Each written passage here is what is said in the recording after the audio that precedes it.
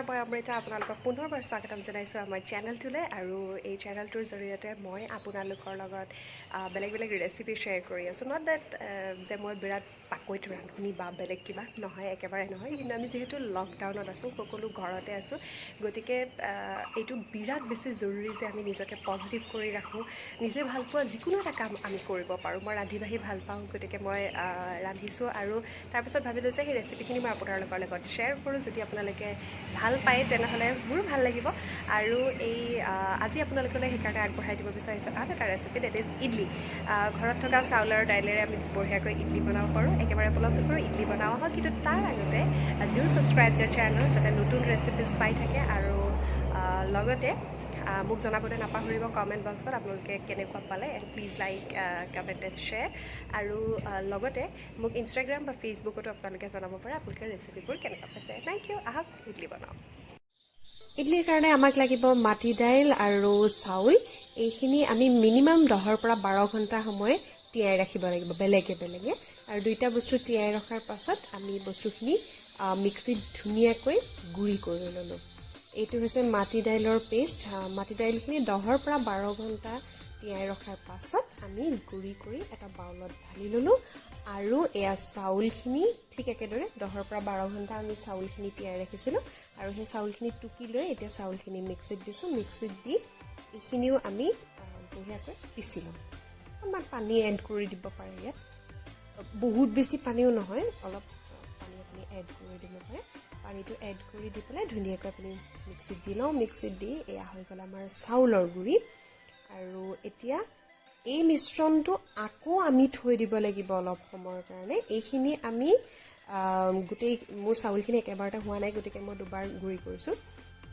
আৰু এই যে চাউল আৰু মাটি দাইলৰ যিটো মিশ্ৰণ, এই মিশ্ৰণটো এতিয়া আমি ঢাকি ৰাখি দিম আনাডাৰ 10-12 ঘণ্টাৰ কাৰণে। তাৰমানে ৰাতিপুৱা যদি আপুনি বস্তুখিনি তিয়াই ৰাখিছিলে, তেনেহ'লে আপুনি গধূলি ধুনীয়াকৈ মিক্সিত দিয়ক। মিক্সিত দি ৰাতিটো আপুনি ৰাখি দিয়ক, আৰু ৰাতিপুৱা আপোনাৰ ইডলি বনাবৰ কাৰণে বেটাৰটো ৰেডি হৈ যাব। আৰু ৰাতিটো থোৱাৰ পিছত এনেদৰে ফুলি আহিব অলপ। ইয়াত এতিয়া আমি অলপ নিমখ দি ল'লোঁ।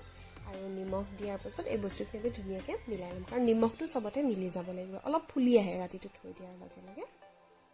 মই একচুৱেলি ইডলি আগত বনোৱা নাছিলোঁ, কিন্তু ইডলি বনাবলৈ মই শাহুমাৰ পৰা শিকিছোঁ। আৰু আজি ভিডিঅ'টোতো তেওঁ মোক হেল্প কৰি আছে, তেওঁ মিলাই আছে বেটাৰটো বাৰু।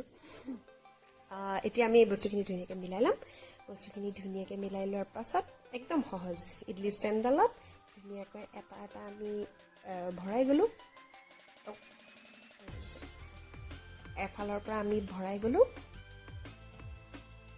আৰু ইণ্টাৰেষ্টিং কথাটো হৈছে যে এই বেটাৰটো যে আমি বনালোঁ, এইটো আপুনি এনেকৈ বনাই ফ্ৰিজত কেইবাদিনলৈ ৰাখি থৈ দিব পাৰে। কিন্তু এই যে প্ৰথম আমি ৰাখিছোঁ, মিশ্ৰণটো বনোৱাৰ পিছত যে ৰাখিছোঁ, তেতিয়া আপুনি ফ্ৰিজত থ'ব নালাগে। পিছদিনা ৰাতিপুৱাৰ পৰা আপুনি ফ্ৰিজত বস্তু ৰাখি থৈ দিব পাৰে, কেইবাদিনলৈও ৰাখি থ'ব পাৰে বোলে। গতিকে এইটো যেতিয়া ইচ্ছা তেতিয়া ইডলি ষ্টেণ্ডত দিলোঁ। আৰু এতিয়া ইডলি ষ্টেণ্ডটো আমি কুকাৰত ভৰাইলোঁ। কুকাৰ ভৰাওঁতে এটা কথা মনত ৰাখিব, হুইচেলটো খুলি দিব।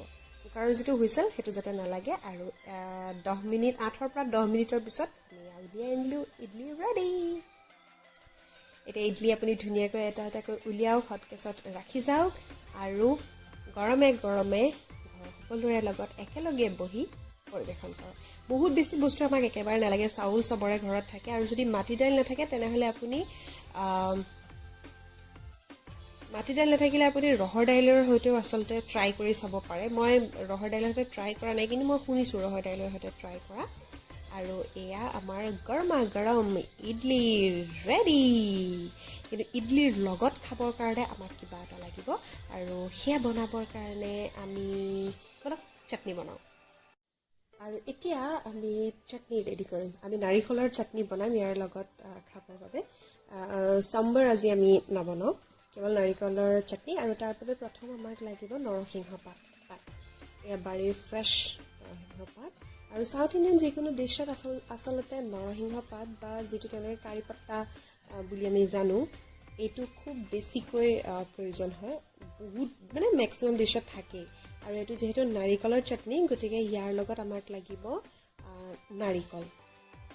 আৰু ইয়াৰ লগত 3 নম্বৰ বস্তুটো হৈছে সৰিয়হ সৰিয়হখিনি ধুনীয়াকৈ ধুই আমি শুকুৱাই লৈছোঁ আৰু নাৰিকলখিনি অলৰেডি মই ৰুকি থোৱা আছে কিন্তু ৰুকি থোৱা নাৰিকলখিনি মই আকৌ এবাৰ মিক্সিত দিম আৰু নেক্সট টাইম মিক্সিত দিবৰ কাৰণে মই তাৰ লগত এড কৰিম 2 ফুটামান নহৰু অলপ আদা মই 3 ফুটা নহৰু দিছোঁ মানে আপোনালোকে তাতকৈ বেছিও দিব পাৰে ইচ্ছা কৰিলে 5-6 ফুটাও দিব পাৰে অলপ আদা আৰু যদি ইচ্ছা কৰে মানে আপোনালোকে যদি জ্বলা খায় ইয়াত জলকীয়া এড কৰিব পাৰে মই ইয়াত জলকীয়া নিদিওঁ আৰু কালাৰটো অলপ বেলেগ হৈ যায় তেতিয়া আৰু ইয়াত অকণমান পানী মিক্স কৰি দিব লাগিব কাৰণ আমি শুকানকৈ নাৰিকলখিনি ৰুকি লৈছিলোঁ কিন্তু ইয়াত যিহেতু চাটনি গতিকে অকণমান পানীটো থাকিলে ভাল আৰু পানীখিনি ইয়াত এড কৰি দিলোঁ আৰু তাৰপিছত সেইটো আমি মিক্সাৰত গুড়ি কৰি ল'ম আৰু এইফালে কেৰাহীখন পাতি দি তাত অলপ তেল গৰম কৰি ল'লোঁ দেখিছে সামান্য পৰিমাণে তেল আৰু এই তেল পূৰা গৰম হ'ব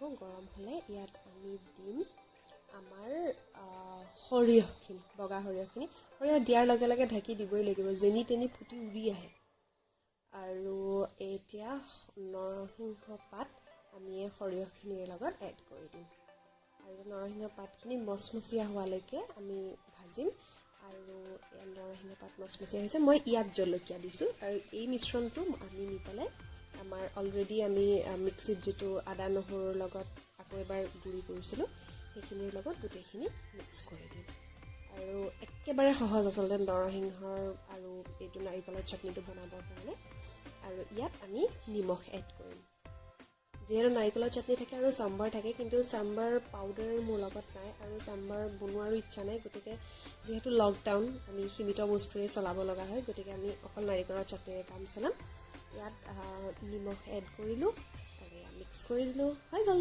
নাৰিকলৰ চাটনি আচলতে নাৰিকলৰ চাটনিটোও খাবলৈ টেষ্টি হয় ঘৰত থকা বস্তুখিনি একেখিনি খাই আমনি লাগে সেইকাৰণে থকা বস্তুৰেই বেলেগকৈ বনাই খাইছোঁ নাৰিকলৰ চাটনি ৰেডি